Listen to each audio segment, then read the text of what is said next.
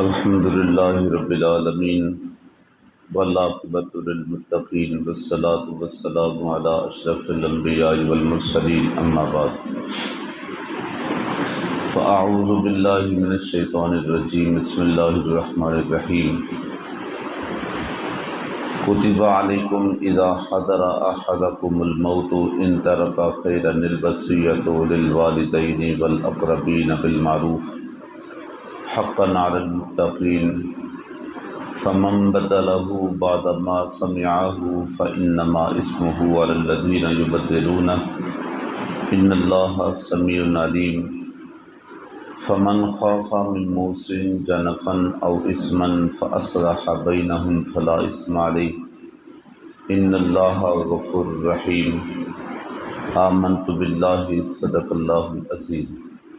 پڑھیے الصلاۃ والسلام علیک یا سیدی یا رسول اللہ وعلی آلک و اصحابک یا حبیب اللہ الصلاۃ والسلام علیک یا سید المرسلین وعلی آلک و اصحابک یا رحمۃ للعالمین صلی اللہ علیہ وسلم۔ سورہ البقرہ شریف اور اس کی آیت نمبر 180 اور 181 اور 182، پارہ نمبر 2 اور اس کا رکوع نمبر 6، اور یہ 6 رکوع کی آخری 3 آیات بینات ہیں۔ جیسا کہ ہم نے اسے گزشتہ آیت میں پڑھا،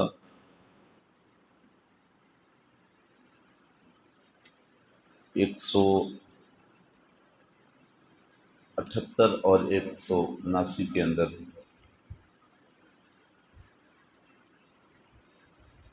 کہ قصاص اور دیت اور معافی، یہ 3 چیزوں کا ذکر تھا کہ جس کا کوئی قتل ہو جائے وہ جواب القصاص بھی لے سکتا ہے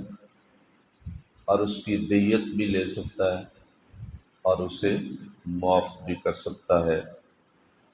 لیکن کسی بھی جگہ پہ زیادتی کرنے کی اجازت نہیں۔ فرمایا فَمَنِ اعْتَدَىٰ بَعْدَ ذَٰلِكَ فَلَهُ عَذَابٌ أَلِيمٌ،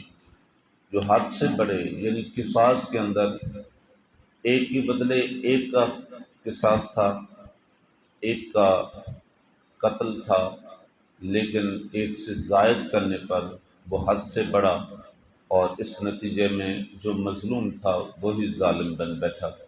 تو اس کی اجازت نہیں۔ آج کی آیات بینات میں ترکہ کے حوالے سے وصیت کرنا اور اس کی وراثت میں حصہ دینا کے حوالے سے ہے۔ پہلے آپ اس کا ترجمہ سماعت فرما لیں کہ تم پر فرض ہوا کہ جب تم میں کسی کو موت آئے، اگر کچھ مال چھوڑے تو وصیت کر جائے، اپنے ماں باپ اور قریب کے رشتہ داروں کے لیے موافق دستور یہ واجب ہے پرہیزگاروں پر۔ تو جو وصیت کو سنا کر بدل دے اس کا گناہ انہی بدلنے والوں پر ہے، بے شک اللہ سنتا جانتا ہے۔ پھر جسے اندیشہ ہوا کہ وصیت کرنے والے نے کچھ بے انصافی یا گناہ کیا تو اس نے ان میں صلح کروا دی، اس پر کچھ گناہ نہیں، بے شک اللہ بخشنے والا مہربان ہے۔ اصل میں یہ آیات بینات کا حکم یہ وراثت کے احکامات آنے سے قبل کا ہے۔ پہلے یہ تھا کہ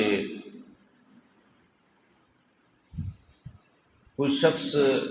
جاتا جاتا یہ وصیت کر دیتا کہ جی میرا یہ مال، میرا یہ ترکہ، میری وراثت ساری فلاں کو دے دینا، فلاں ادارے کو، فلاں جگہ پہ فلاں کو دے دینا، اور اس طرح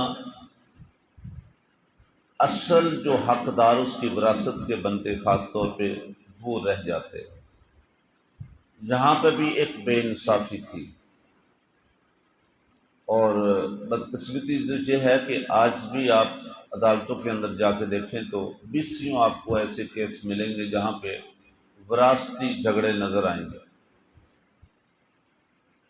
وراثتی، کوئی کہے گا جی میرا حصہ بنتا ہے، مجھے دیا نہیں جا رہا، کوئی کہتا ہے جی کہ اس کا کم بنتا تھا، یہ زیادہ پہ قابض ہے۔ تو آج بھی آپ جا کے دیکھیں کیسوں کے اندر بھرمار پڑی ہے، یہ وراثتی جھگڑوں کے اندر ہی ساری زندگی اسی جھگڑوں میں گزار دیتے۔ کئی ایسے لوگ ہیں جو ساری زندگی کیس ان کو لڑتے لڑتے گزر گئی، حتیٰ کہ کچھ ایسے ہیں جو اسی کیس لڑتے لڑتے زندگی گزار کے چلے گئے، اس کے بعد پھر ان کے بچے آ گئے، پھر ان کے اندر جھگڑا شروع ہو گیا، پھر ان کے بچے آ گئے، پھر ان کے اندر جھگڑا شروع ہو گیا، تو وہ نسل در نسل یہی تماشا لگا ہوا ہے۔ اور اگر کوئی شخص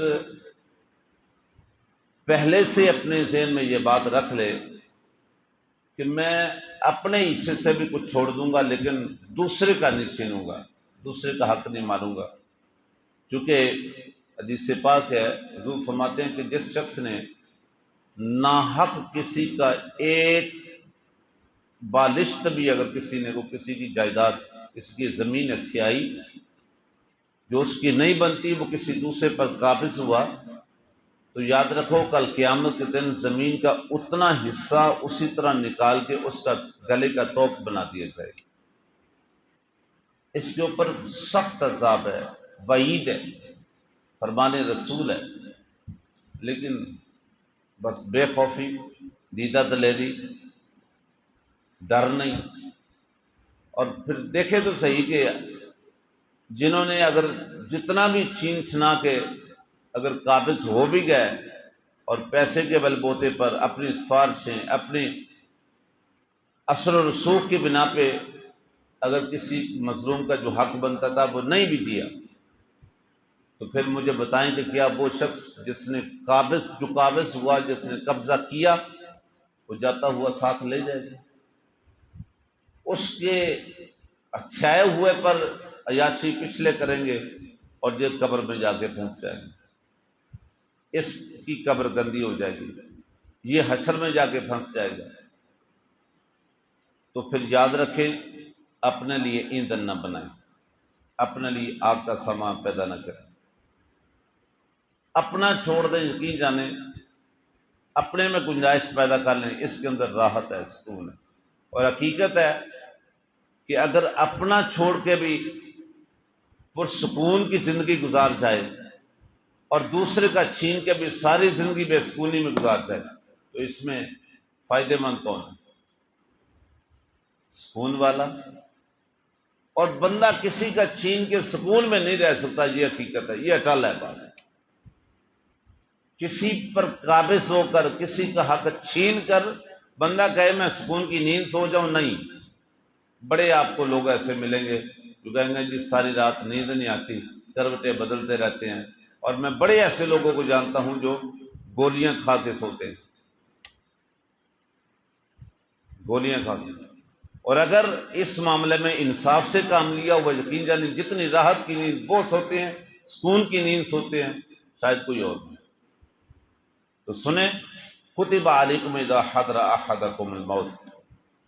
یہ لازم ہے تم پر کہ جب تم میں سے کسی ایک پر موت قریب ہو، اسے اندازہ ہو کہ اب جانے والی۔ یہ اس وقت خاص طور پہ معاملہ تھا کہ جب ابھی وراثت کے وہ سارے احکامات نہیں آئے تھے۔ جب وراثت کے احکامات آ گئے، باقاعدہ آیات کا نزول ہو گیا، آگے وہ ساری آیات آ رہی ہیں، تو اس کے بعد اب کوئی اگر وصیت نہیں بھی کرتا تو جس کا جو حق ہے وہ وراثت میں اس اصول کے تحت اس کا حصہ بنتا ہے۔ تو فرمایا کہ کتب علیکم اذا حضر احدکم الموت، تم میں سے کسی کے پاس اگر موت آ رہی ہو، ان ترک خیرا، اور اگر وہ پیچھے اپنا مال ترکہ چھوڑ کے جا رہا ہو، تو الوصیت، وہ وصیت کر جائے،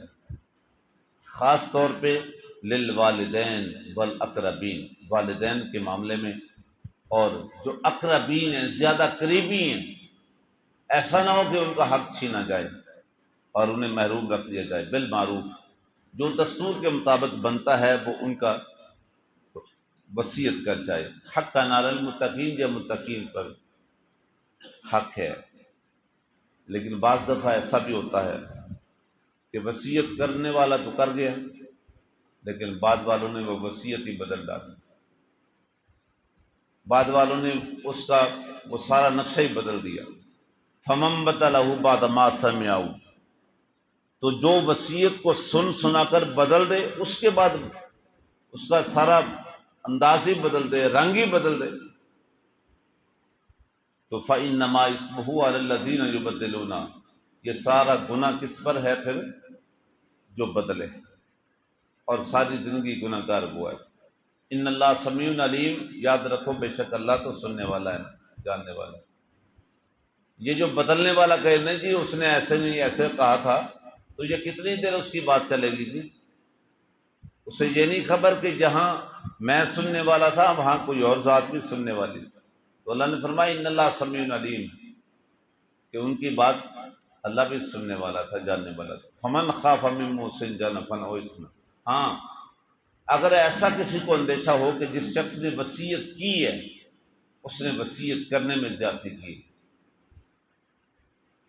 اس نے وصیت کرنے میں زیادتی کی ہے، یہ اگر خوف ہو کہ اس نے کوئی جانبداری کی ہے یا کسی کے ساتھ ناانصافی کی، کوئی گناہ اس نے کر لیا ہے وصیت کرنے میں،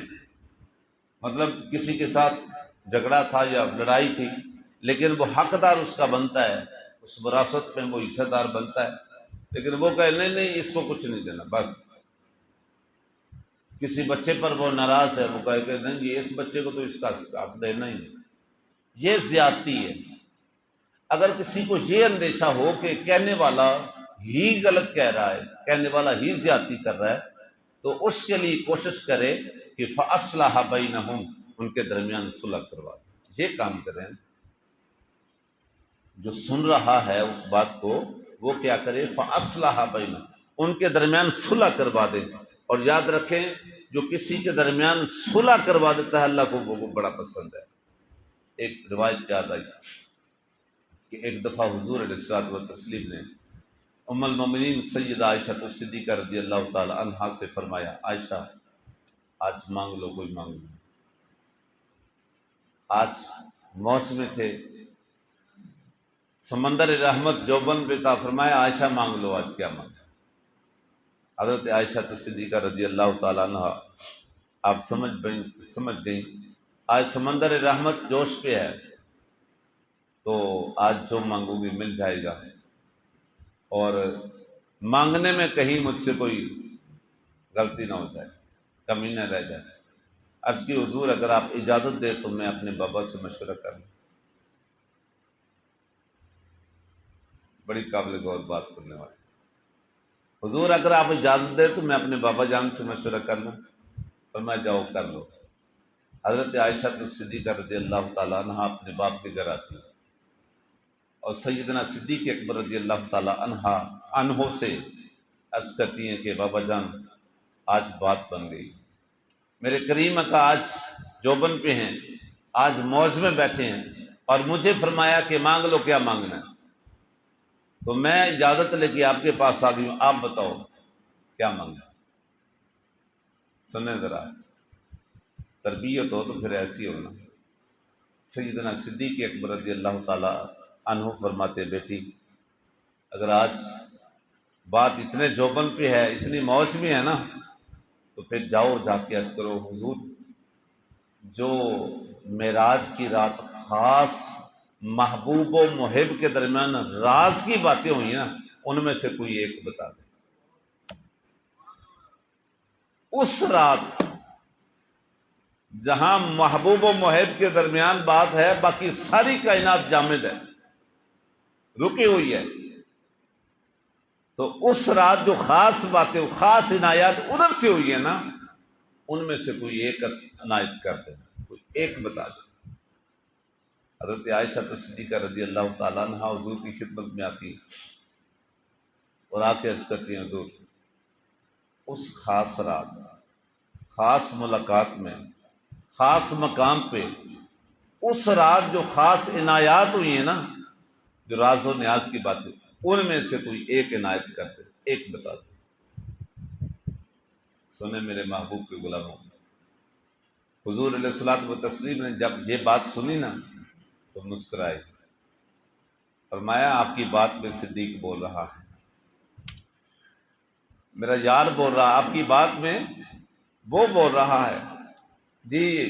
یا رسول اللہ، میں نے اپنے بابا جان سے مشورہ کیا اور یہی مطالبہ ہے ہمارا، یہی عنایت کر دیں۔ تو سرکار مسکرائے، فرمایا عائشہ بات بڑی راز کی پوچھ لی ہے، یہ تو راز و نیاز کی باتیں تھیں، لیکن چونکہ میں نے خود کہا ہے کہ مانگو کیا مانگنا ہے، تو میں اپنی بات پہ قائم ہوں، چلو ان میں سے کوئی ایک عنایت کر دیتا ہوں۔ سنو، اس رات میرے رب نے مجھے خاص یہ فرمایا ہے کہ محبوب، اگر آپ کی امت میں سے اگر کوئی شخص کسی دو کے درمیان صلح کروا دے، میں بغیر حساب کے اسے جنت میں عطا کر دوں۔ جو کسی جھگڑے ہوئے ناراض لوگوں میں دو میں صلح کروا دے، ان کے درمیان راضی نامہ کروا دے، تو میں رب ان کے اس عمل پہ اتنا خوش ہوں کہ قیامت کے دن بغیر حساب کے اسے جنت پہ بھیج دوں گا، اسے جنت عطا کر دوں گا۔ اللہ اکبر۔ جب حضور علیہ الصلوۃ والتسلیم نے یہ فرمایا اور حضرت عائشہ صدیقہ رضی اللہ تعالی عنہا پھر اجازت لے کر دوڑی دوڑی اپنی بابا جان کے پاس گئی کہ میرے آقا نے یہ عنایت فرمایا۔ حضرت سیدنا صدیق اکبر رضی اللہ تعالیٰ عنہ نے، آپ نے جب بیٹی کی یہ بات سنی، آپ ایک دفعہ خوب مسکرائے، خوش ہوئے، لیکن چند لمحوں کے بعد ان کا چہرہ افسردہ ہو گیا، ان کی آنکھوں میں آنسو آ گئے۔ بیٹی پوچھتی ہے بابا جان آپ خوش بھی ہوئے ہیں اور اس کے بعد آنکھوں میں آنسو بھی آ گئے ہیں، بات اتنی خوشی کی ہے کہ حضور نے اتنی خاص بات ہمیں عنایت فرما دی ہے، تو پھر اس کے اندر اب افسردہ ہونے والی بات کیا ہے؟ حضرت سیدنا صدیق اکبر رضی اللہ تعالیٰ عنہ فرماتے ہیں بیٹی، اس بات کا دوسرا رخ بھی ہے، اس بات کا دوسرا رخ بھی ہے، اور اب میں وہ سوچ رہا ہوں کہ جس شخص نے کسی دو کے درمیان صلح کروا دی، اس کے لیے تو میرے رب کی عنایت یہ ہے کہ وہ اسے بغیر حساب کے جنت عطا کر دے گا، جنت میں بھیج دے گا۔ لیکن اگر کسی نے کسی کا دل توڑ دیا، کسی کو ناراض کر دیا، کسی کے درمیان تفریق ڈال دی، پھر اس کا انجام کتنا برا ہوگا، میں وہ بھی سوچ رہا ہوں۔ اگر صلح کروانے پر، ملانے پر اتنا اجر ہے، تو کسی کو دور کرنے پر پکڑ بھی اتنی سخت ہو۔ اللہ اکبر۔ تو اس بات کا تو ہم نے کبھی سوچا ہی نہیں۔ ہمارے ہاں تو یہ پسندیدہ مشغلہ ہے کہ دو کے درمیان اس کو کچھ اور بات، اس کو کچھ اور بات، اور پھر جب ان کا جھگڑا ہوا پھر بیٹھ کے انجوائے کرتے ہیں، دیکھا کیسی آگ لگائی۔ نہیں بولتے وہ خوش قسمت وہ شخص ہے فَأَصْلَحَ بَيْنَهُمْ، جو ان کے درمیان صلح کرواتا۔ تو میں کہ اگر بندہ سمجھے کہ یہاں کہیں پہ ناانصافی ہو رہی ہے اور کسی حقدار کا حق مارا جا رہا ہے یا کوئی زیادتی ہو رہی ہے اور کسی ناراضگی کی وجہ سے ہے، تو وہ اس کا کردار کیا ہونا چاہیے کہ فَأَصْلَحَ بَيْنَهُمْ، وہ ان کے درمیان صلح کروا دے، فلا اثم علیہ، تو پھر اس پر کچھ گناہ نہیں۔ ان اللہ غفور رحیم، اور اگر کہیں کوئی خطا کسی سے ہو گئی ہے تو پھر اللہ غفور رحیم، اللہ معاف کرنے والا ہے۔ اللہ رب العزت آج کی میری اور آپ کی حاضری قبول فرمائی، آمین۔ وصلی اللہ علیہ حبیب محمد وبارک وسلم۔